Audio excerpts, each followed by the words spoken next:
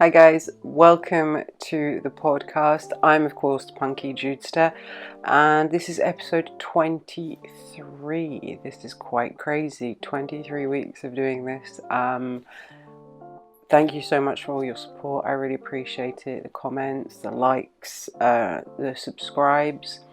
Thank you so much. It's been super cool to have you all with me on this.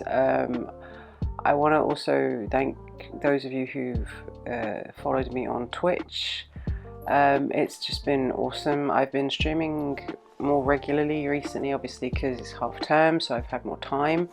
Yesterday we were playing the coin game, which is a very strange game, and if you were there, you'll know Robot Granny.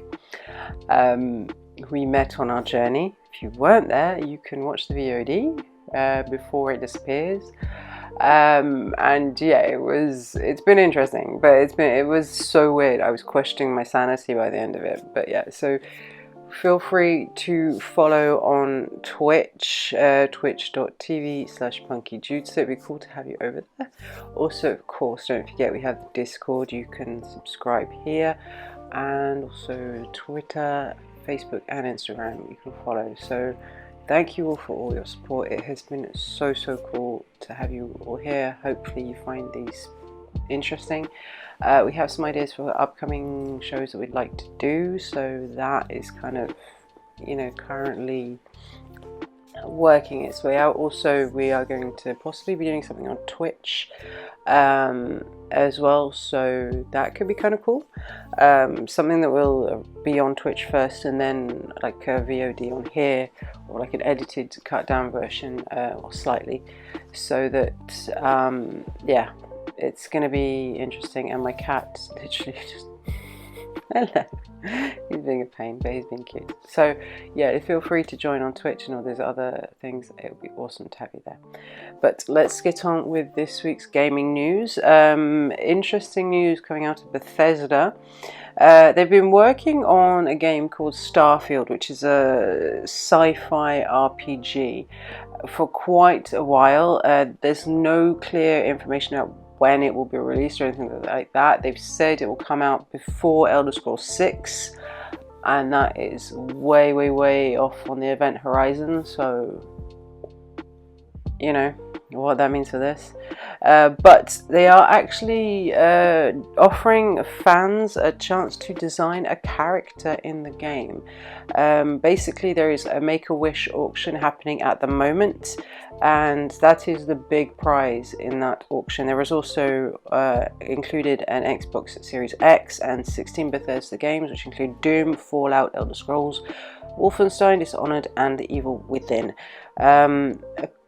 The auction listing states, everyone loves creating their own version of the hero in their games, but very few players get to actually become a character within the game itself. The winner of the package will work with the award-winning team at Bethesda Game Studios, including executive producer Tom Howard, to create a character for the highly anticipated upcoming game Starfield. This obviously is a huge opportunity if you're a fan of Bethesda, and if you're a fan of RPGs.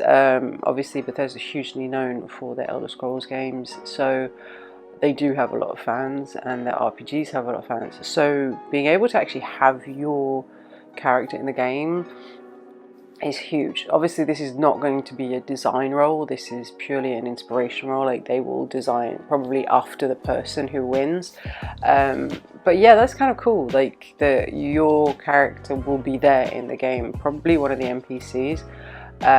This isn't the first time this kind of thing has happened, but it's the first time Bethesda's done it, and so yeah. And also it's for a good cause. More on good causes later on. The auction is going to be ending on February the 28th, and so far bids are already in excess of $4,000, which is huge, and all the increments are of $200. So if you want to get on that, yeah, you better have a bit of cash lying around, because yeah, but still, it's very cool, very cool. And also the fact that it's for Make-A-Wish, which is helping kids. As you guys know, I told you my first live stream was for Great Ormond Street, which is a hospital for children, so obviously sick children is something that is very important to me, helping them. So yeah, I think it's awesome that Bethesda are doing this for such a well-known and such a respected cause. So good on them for that.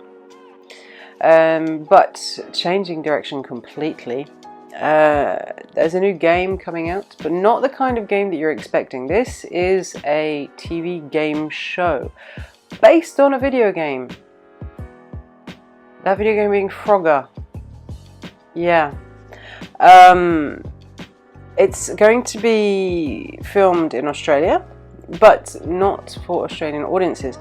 The show basically is going to be on NBC's Peacock, which is their VOD service online, and only in the US. And it's only open to US contestants. So that's kind of very strange. It's basically an obstacle course competition where you must dodge the traffic and leap over alligators and hippos and stuff, like in the game, but IRL. And there are going to be 13 obstacle courses to get through and a big cash prize at the end. And I don't know about you, but the idea sounds strange because, like, obviously Frogger is not everyone knows the game. Like, if you're a gamer, you know the game, and even if you're not a gamer, most people have heard of Frogger. It's a very, very well known brand, but obviously not as popular now as it was when it first came out. So it's kind of interesting that they're doing that now, after all this time. Like, you know, you'd have thought this would be the sort of thing they'd do back in the day. Also, why it's being filmed in Australia when it's only for US audiences, don't know. It's kind of strange, but it's interesting. It's very interesting. I would like to see what it's like, you know. But obviously, I mean, I'm not in the US, but that's what VPNs are for, I guess. So yeah, like, intriguing idea. We'll see. I'm interested to see what that happens. But yeah, if you are based in the US and you think that that's something that you would like to try, that you'd like to audition and sign up, I will put a link in the description where you can sign up to be part of the show, and good luck. But speaking of spin-offs for video games, Stardew Valley apparently is getting a board game, also only in America. The creator Eric Barron announced that they've been working on the game for 2 years and it was going to be available for purchase. He made a statement saying, "For more than 2.5 years I've been working together with the board game designer Cole Medeiros to make a board game that captures the essence of Stardew Valley. It is pretty much everything from the video game, villagers, crops, animals, fishing, foraging, mining and more. We worked hard to make the board game. We really think it's fun to play and to look at. I hope you enjoy it."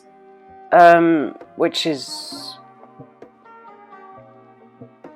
kind of crazy, really, to think that he's done this. The game is for 1 to 4 players, and it will apparently take about 45 minutes per player to get to go through the full year. You have to work together to protect the valley and also chase the Hoha Corporation, I hope I said that right, from the town by doing all the goals and restoring the community centre and stuff like that. Time, weather and things will be managed by a set of cards that you will take one each, and you can advance your starting tool, your new skills. You can find items and gather resources, and then progress through the game. Also, you need your friends to be with you to help unlock gifts and reveal the community center bundles. So it's an interesting idea. Stardew Valley is not my kind of game. I have to admit, I get the impression it's kind of like an Animal Crossing game, and even though I've kind of got into the latest Animal Crossing, it's not a game I really played that much. I don't think Stardew Valley is really for me, but I know there are lots of people who are huge fans. I mean, if you watch me on Twitch, you'll know the kind of games I play. I play action-y games. I play fun, random things. Like, I mean, I say action-y, but the coin game isn't exactly action-y. That's just weird. That's just me wanting to play weird games. But yeah, Stardew Valley, not my cup of tea, but the fact that they brought it out as a board game or bringing it out as a board game is really interesting. And also the fact that it's for 1 to 4 players. You know, it's something that because Stardew Valley, the game is a very, from what I've understood about it, individual process. You know, you go through, you meet the different characters and stuff like that. So the fact that you can put it up to 4 people in this game, intrigues me. I would like to know how they've implemented that. But yeah, I think that this could make a lot of people happy who are fans of the game, and it looks pretty. I'll give it that. It does look very pretty. It looks a very nice, user-friendly game. So yeah, fair play to him. Why not? Speaking of games that are changing formats, that's a really bad transition, but I'm sticking with it. For those of you who are fans of Sony's games but don't have a PlayStation, they're actually going to start bringing more games across to PC, and it's going to start with Days Gone. Now, up until Horizon Zero Dawn, they never brought their IPs across to PC. I think Horizon Zero Dawn must have had such a big success and shown that it could work on PC, so they're starting to bring more. Jim Ryan, who is the president and chief executive officer of Sony, said to British GQ, "We find ourselves now in early 2021 with our development studios and the games that they make in a better shape than they have ever been before. Particularly from the latter half of the PS5 cycle, our studios made some wonderful, great games. There's an opportunity to expose those games to a wider audience and recognize the economics of game development, which are not always straightforward. The cost of making games goes up with each cycle as the caliber of the IP has improved." Which is an interesting statement, and it kind of sounds like, well, this game has cost us a heck of a lot of money. We need to recoup that money because we're not making enough. That's how I rate that.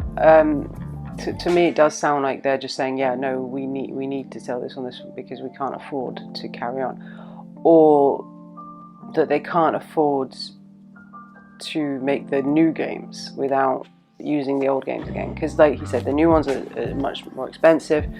They're moving on to much better quality and things like that. So I think that we could assume, reading between the lines of his statement, that yeah, they're trying to say no, we need this to pay for what's coming, which is understandable. I mean, it does make sense. Like, you can't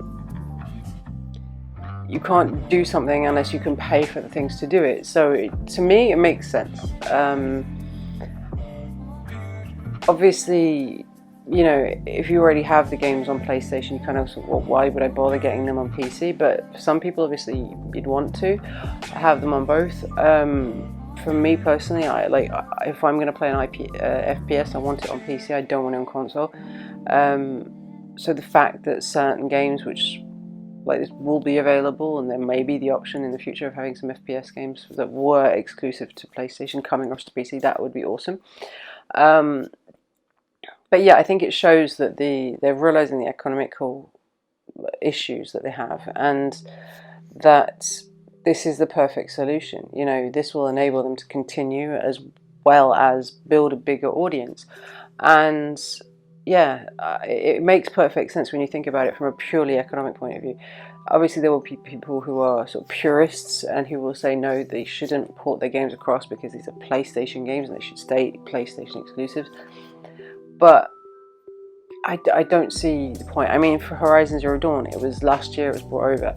but the game had been out since 2017, you know, so it's not like these are new games. These were games that have been on for a very long time on PlayStation, and that basically most people who'd wanted to play the game on PlayStation would have played it by now. Even I have played through Horizon Zero Dawn and finished it. I've even got the expansion pack and finished it. So, you know, if I've finished it, then everybody else who's going to play it on PlayStation has definitely finished it, because I'm the worst for finishing games. But so I think, yeah, it makes complete economic sense for Sony to do that, and I totally understand why they would do it. But speaking of things that Sony have also announced, this week they announced that there'll be a next-gen VR headset for PlayStation 5. They're also working on a next-gen VR controller. They said that the headset will include improved field of view, resolution, and even have just one single cord to make it easier to use. For the controller, they said it will include some of the features that are already present in the DualSense PlayStation 5 controller and focus on improving ergonomics.